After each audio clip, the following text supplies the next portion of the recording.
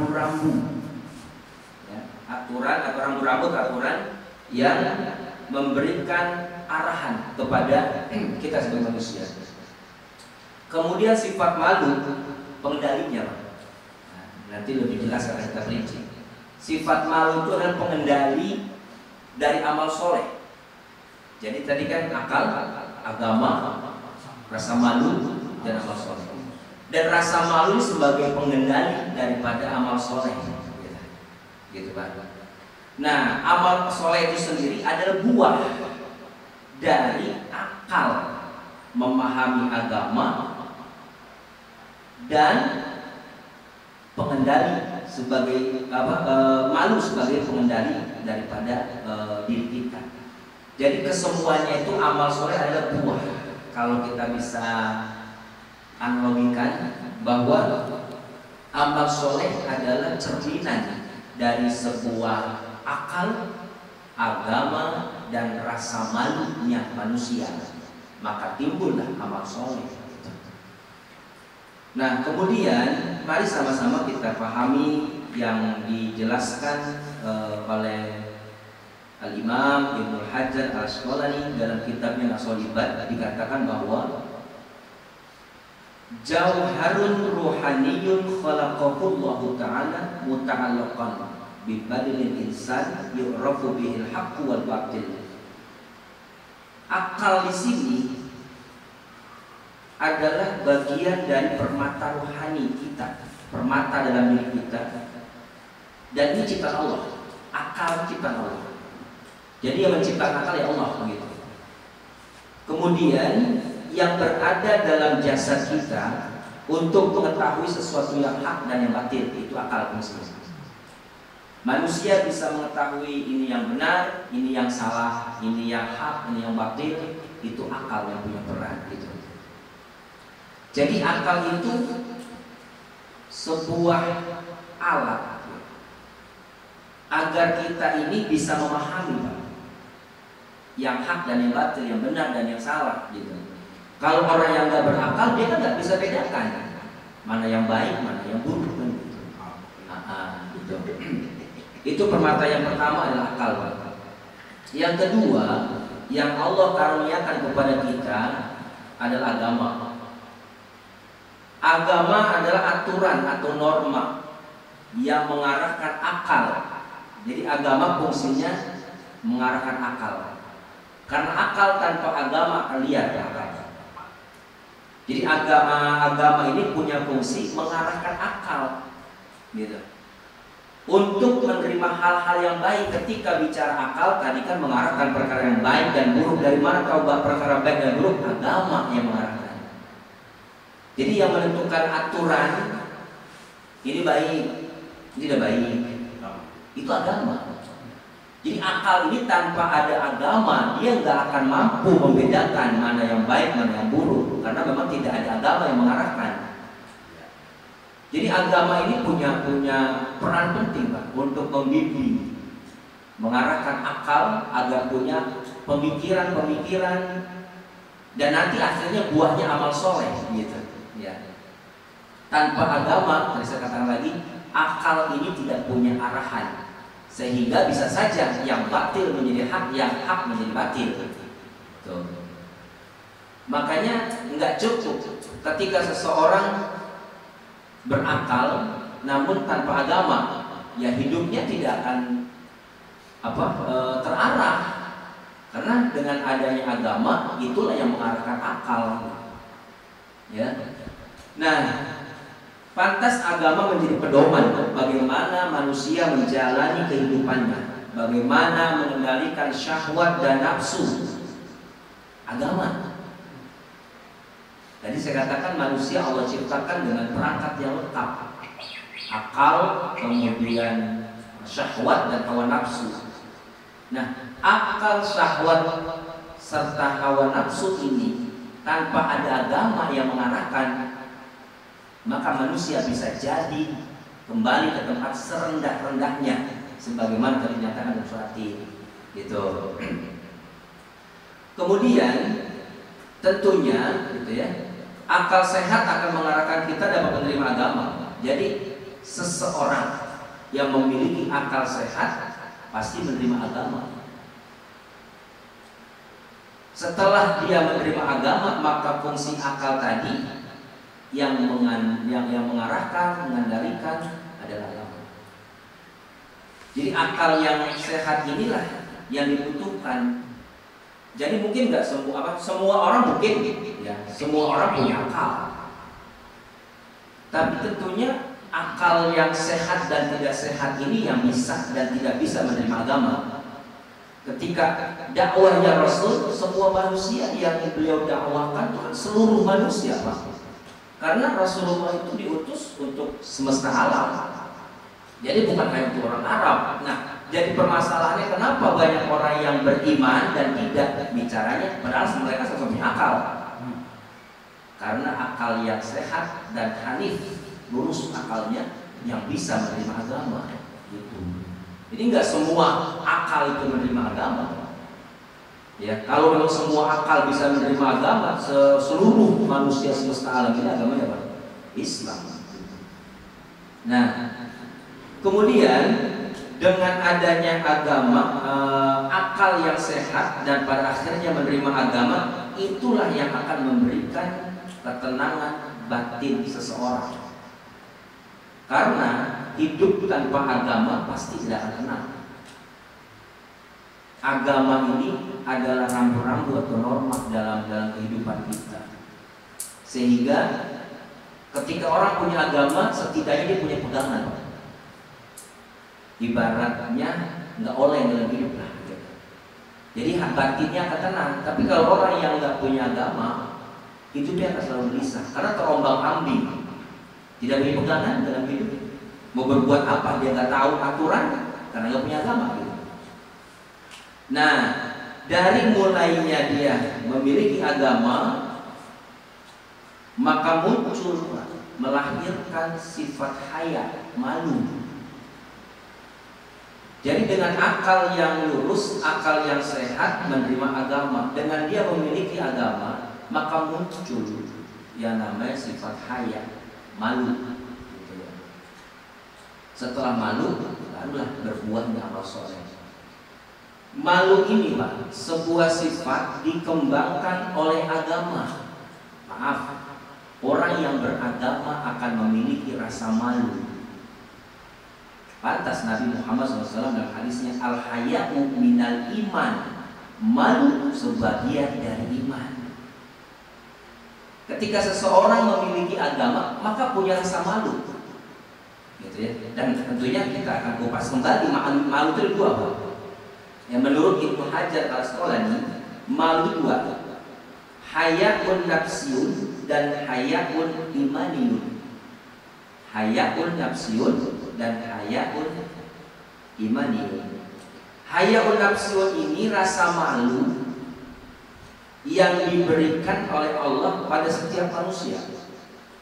Rasa malu memperlihatkan auratnya, kita telanjangi nggak pakai celana.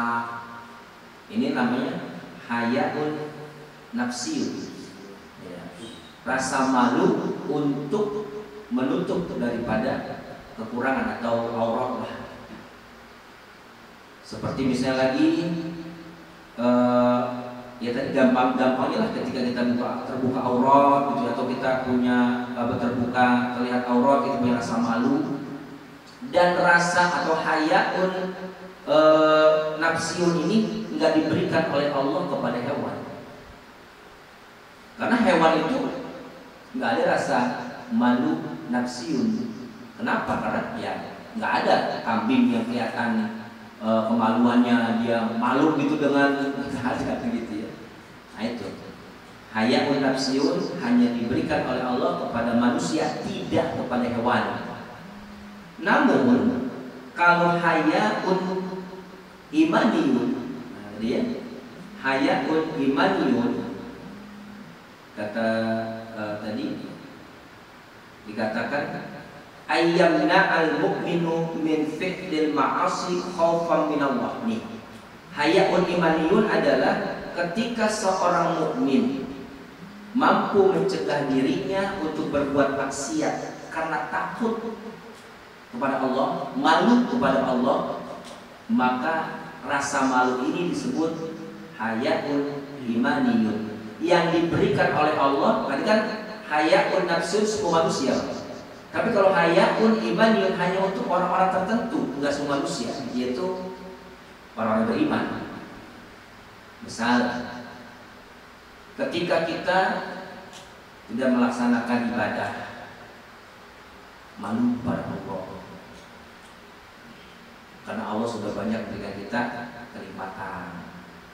Kita nggak menuntut ilmu agama, malu pada Allah karena Allah kasih kita kesehatan 2 waktu.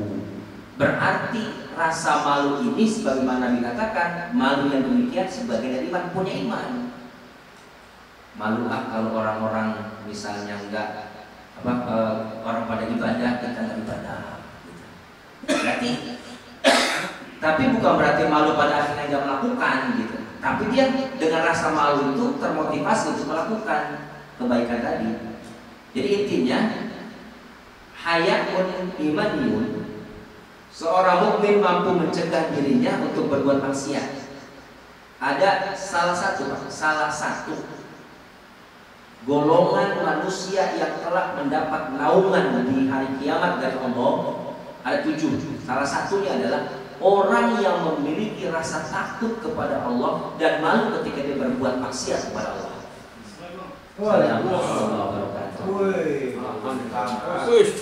Langsung aja.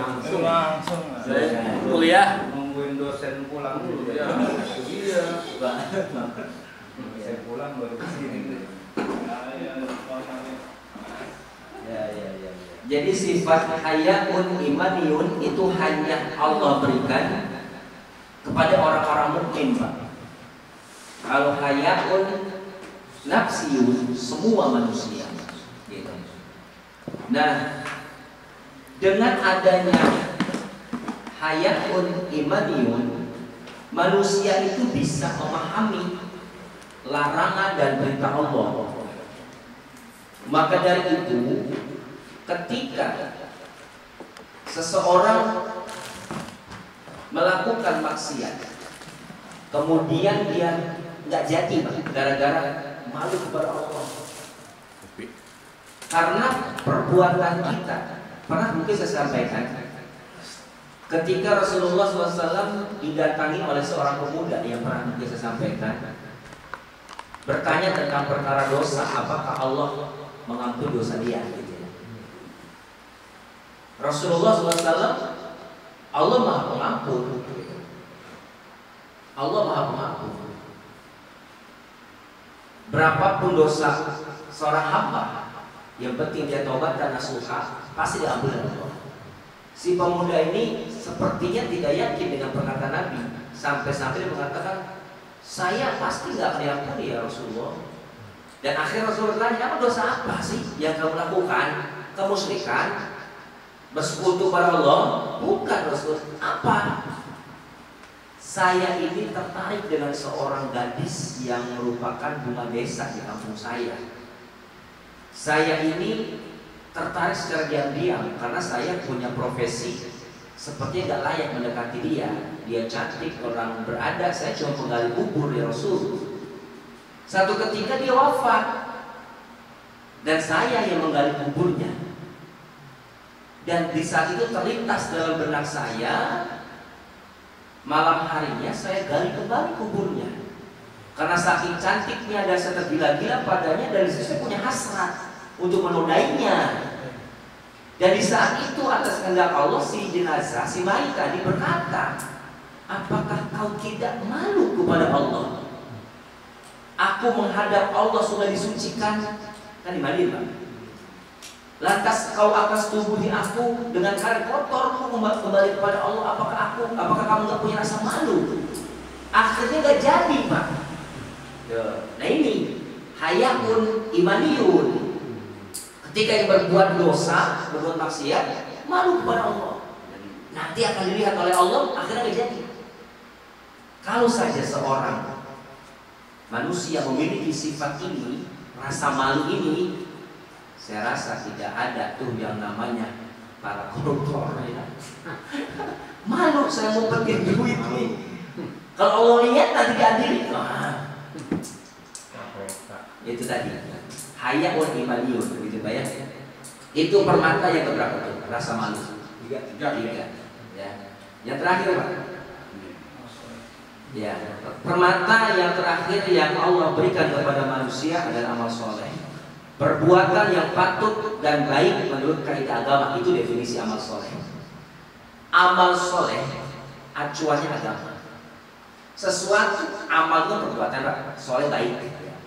Perbuatan pekerjaan yang baik, standar ukuran baik itu apa?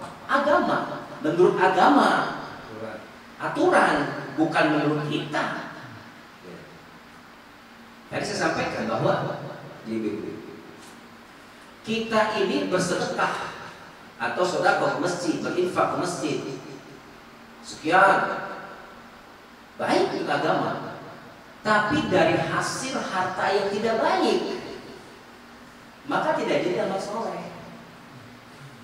Karena sesuatu yang dipergunakan perkara yang baik dari sumber yang baik, gitu. Kalau seperti itu sama aja kita berwudu dengan air kencing. Wudunya baik, tapi alat yang digunakan untuk berwudu najis. Sama, sumber harta yang didapati untuk bersedekah aja baik. Jadi amal soleh itu ukurannya agama. Kesimpulannya ketika kita bicara amal soleh, menurut agama itu baik, maksudnya tidak bertentangan dengan agama, itu amal soleh. Standarnya atau barometernya Pak, amal soleh adalah agama. Kalau misalnya dalam agama perbuatan itu tidak bertentangan, bahkan ada anjuran, baik, berarti amal soleh. Tapi ketika kita menganggap itu sebuah amal soleh tapi bertentangan dengan agama, maka belum atau bukan dikatakan sebagai amal soleh. Nah, jadi ketika kita bicara amal soleh itu adalah perbuatan yang patut dan baik menurut kaidah agama, gitu. Amal soleh adalah buah dari kemampuan kita memahami agama, menjalankan agama, serta kemampuan kita mengendalikan sikap dalam kehidupan. Banyak orang mengerti agama Pak, memahami agama, mengerti ilmu agama, mohon maaf, makanya berat orang yang mengerti agama itu. Yang berat adalah ketika dia tidak mampu mengendalikan syahwat dan hawa nafsunya, gitu. Tapi kalau memang dia mampu sehingga sikap dan perbuatannya mencerminkan agama, pengetahuan yang dia dapat dari dia memahami ilmu agama, maka buahnya amal soleh. Ya. Tapi beda ketika dia memiliki ilmu pengetahuan agama, kemudian dia tidak mampu mengendalikan syahwat dan hawa nafsu. Agama timbulnya hanya berorientasi untuk kepentingan pribadi dan kelompok. Iya, pencitraan. Agama dijadikan apa? Ya, seperti itu. Jadi ketika kita, gitu, contoh sederhana gini Pak, ketika dalam kehidupan sehari-hari ini, berapa banyak orang mengerti agama lah. Ya, artinya cambuk juga motivasi buat kami pribadi. Tapi tidak mampu mengendalikan diri.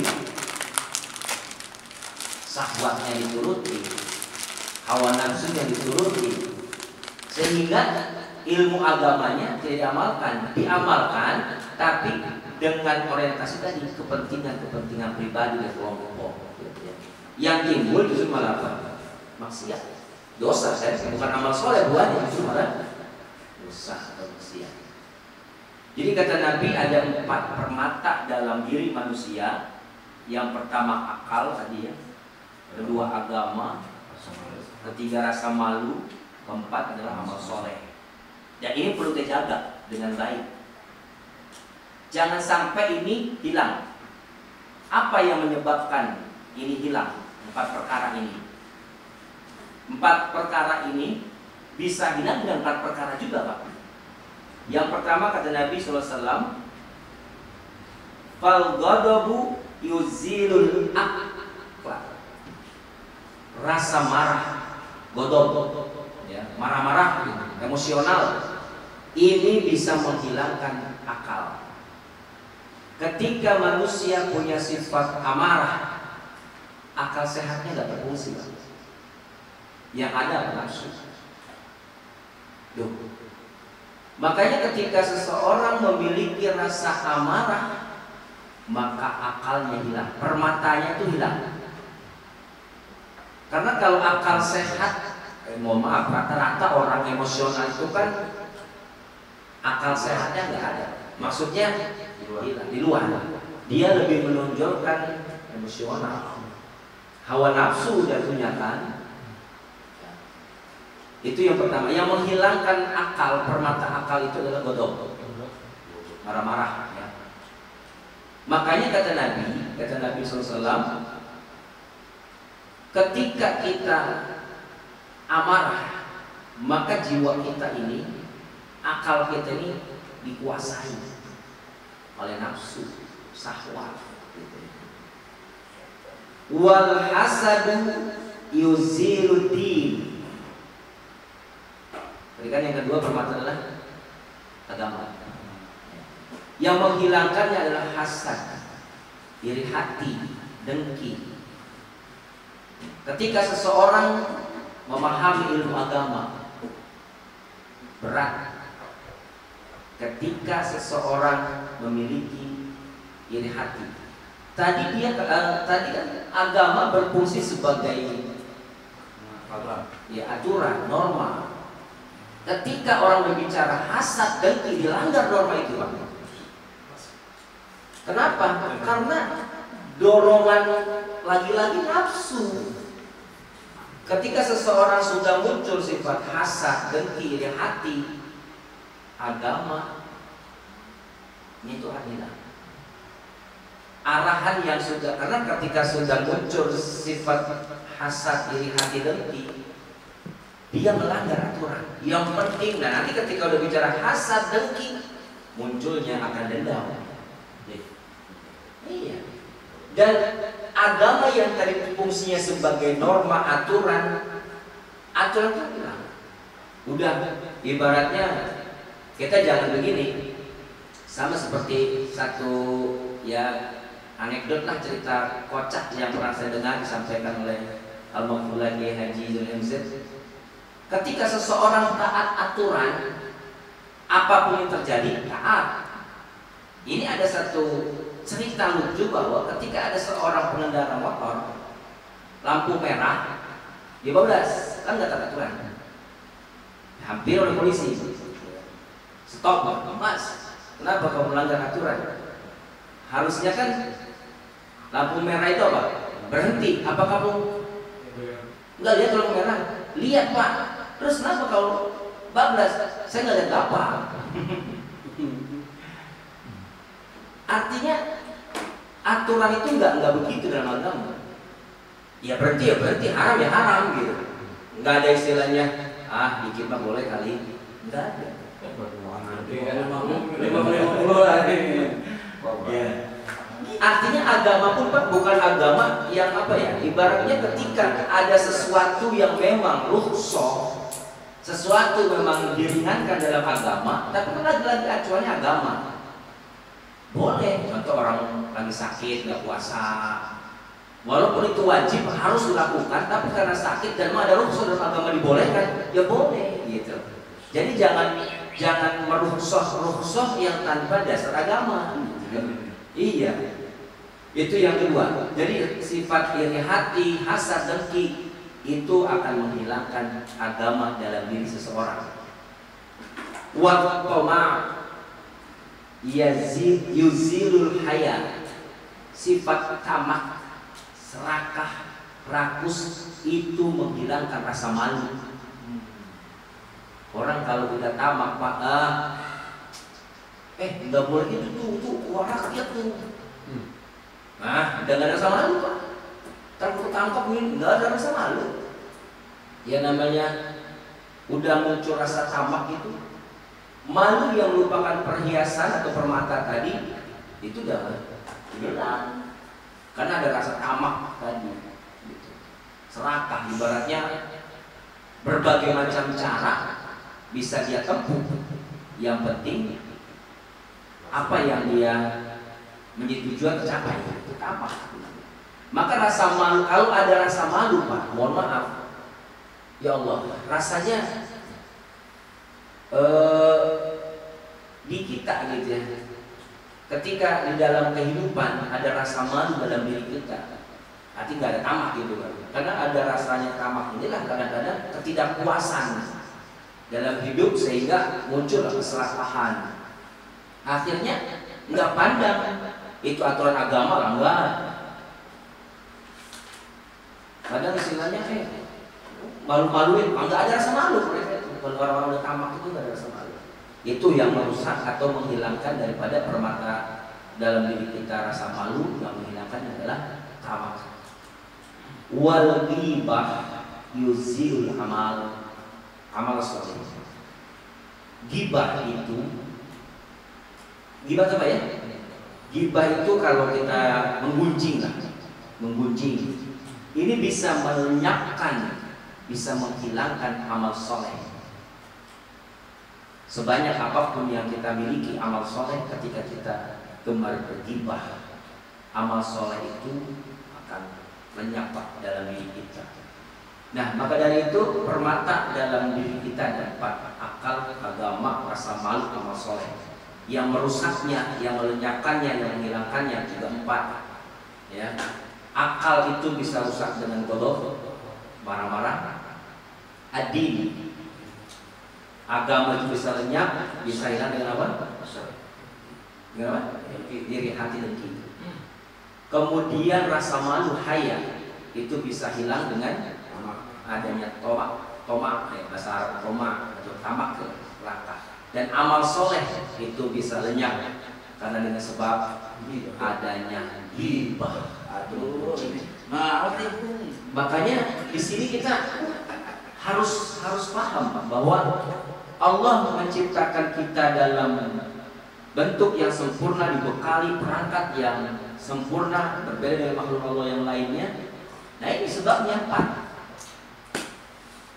Dalam diri kita ada akal, ada agama, rasa malu, dan juga amal soleh. Coba dalam penciptaan makhluk Allah yang lain, malaikat contohnya hanya akal. Kemudian dia tidak ada nafsu yang pada akhirnya ya karena ketika dia tidak ada nafsu sehingga dia tidak ada pacuan aturan untuk menjadikan agama sebagai acuan dia karena dia sudah taat gitu. Rasa malu nggak ada, maksudnya nggak dibekali, memang dia hanya akal saja toh. Lebih-lebih beramal soleh dia mengulah Allah cipta segala makhluk. Allah yang taat kepada Allah. Para bapak yang kami muliakan, barangkali saja tidak bisa kami sampaikan, nanti kita bisa ini bahan diskusi kita. Barangkali ada yang perlu kita diskusikan mengenai 4 permata hati ini, dan jangan sampai 4 ini lepas dari diri kita, karena ini adalah modal kita ini berbangga karena diciptakan Allah lebih baik di antara makhluk yang lain, dan berbangga ketika kita tidak dikembalikan ke tempat serendah-rendahnya. Justru kita termasuk orang yang beriman dan beramal soleh. Maka kata Allah, falahum ajrun ghairu mamnun, akan mendapatkan ganjaran yang gak akan putus. Jadi orang yang beriman dan beramal soleh, orang yang mampu mengamalkan atau menjalankan daripada 4 permata dalam diri kita. Tapi hati-hati, permata ini bisa hilang, bisa lenyap dengan 4 perkara juga. Ada yang namanya tadi kita pahami setelah bersama gitu ya. Dan semoga Allah hindari kita dari 4 perkara yang bisa menghilangkan permata dalam diri kita. Permata ini adalah sebuah hal yang berharga yang patut kita jaga dengan sebaik-baiknya. Barangkali itu saja, nanti kita sambil ngobrol, kita diskusikan. Saya akhiri saja perjumpaan kita malam hari ini. Kurang lebih mohon maaf. Assalamualaikum warahmatullahi wabarakatuh. Waalaikumsalam. Kita ngobrol-ngobrol aja. Tapi sehat, tapi sehat. Ya Allah. Saya kangen sama Pak.